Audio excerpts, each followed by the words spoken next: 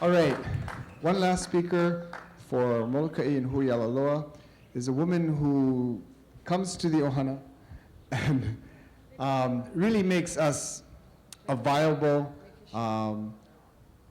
funded, and real kuleana oriented so that we build the kuleana struggles like Hawai'i in every part of our island state.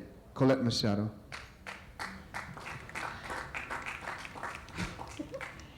Condos offer vouchers, and this is what we've been telling everybody on the island of Moloka'i and statewide. Recently, we've been involved with a condominium project that was to destroy native right access to the beach at Kaua'i Bay. That's been the most current issue Hawai'i has been involved in. Beyond that, I think Hawai'i epitomizes what the Ohana has been able to expand into the various communities throughout the state of Hawaii.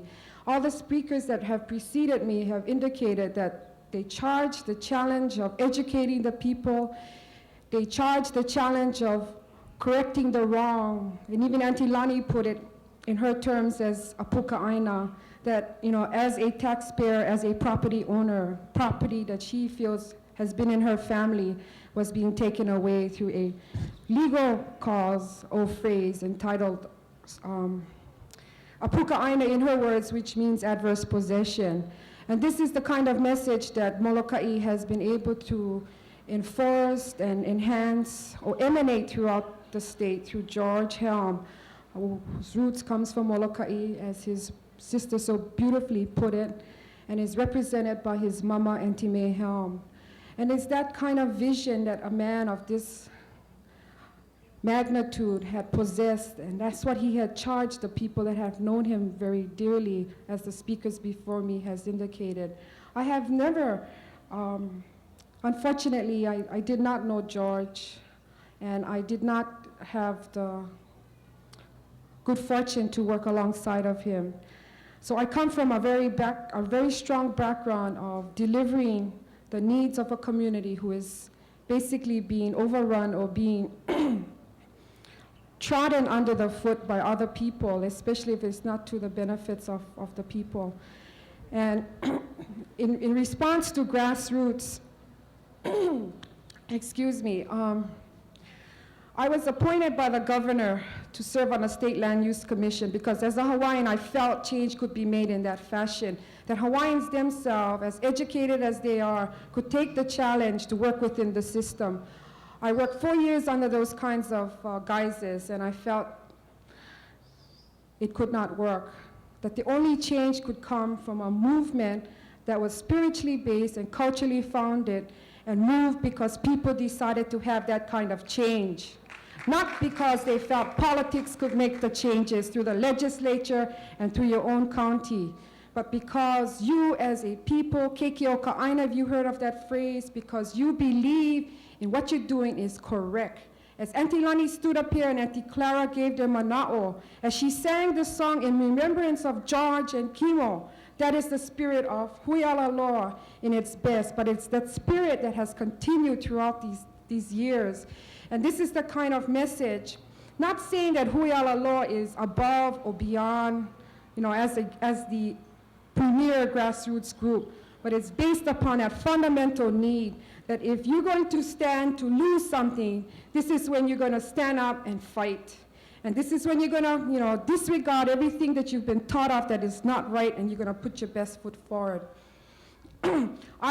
I leave the Land Use Commission and I go into the Hawaiian Homes Commission because I feel that's where change can happen for the half Hawaiians, for the 50% plus. I work around the Hawaiian issues, I work in the communities, and I find that that's a dead end also. The word is bureaucracy, the word is red tape, and too many dishonesties and too many lies being told to our people. So I give up that appointment because I feel that that is not the way that we're going to be able to make the wrong correct. And I do full-time now grassroots on Moloka'i. And for all of us here, it's not to show that, I've given up a lot for so little. But what I've given up is a future that I believe is going to benefit and support all the children that are not here yet. And we're talking about generations that will follow. And that is the kind of message that we of Huialalo would like to share with you, that if you believe in the land, if you believe in the multiplication of your family and the blessings and the sharing of the gifts of the land, this is why you have to fight. Kaho'olawe is just that vehicle. It is that overriding picture that we can see that bombing is unnecessary, and more so with international use and invitation for RIMPAC. But Kaho'olawe is that kind of vehicle. But behind that all is our own concerns, our own issues that have to be addressed. Movements, we are proud as grassroots people.